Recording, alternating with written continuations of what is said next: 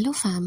పాలక్ పన్నీర్ మనందరికీ తెలిసిన డిషే. కానీ న్యూట్రియంట్స్ ఎగ్జాస్ట్ అవ్వకుండా సింపుల్ అండ్ క్విక్గా ఎలా చేసుకోవాలి అని చూపిస్తాను.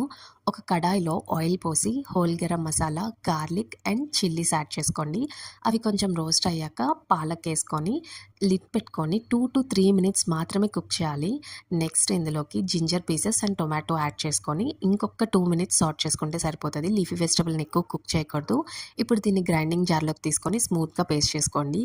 సేమ్ కడాయిలోనే కొంచెం బటర్ యాడ్ చేసుకొని ఆనియన్స్ గోల్డెన్ బ్రౌన్ వచ్చే వరకు ఫ్రై చేసుకున్నాక పన్నీర్ క్యూబ్స్ని యాడ్ చేసి 2 మినిట్స్ సాట్ చేయాలి. ఇప్పుడు దీనిలోకి ఇందాక చేసి పెట్టుకున్న పేస్ట్ యాడ్ చేసి salt, turmeric and chilli powder add చేసి జస్ట్ ఒక 3 మినిట్స్ కుక్ చేయండి అంతే.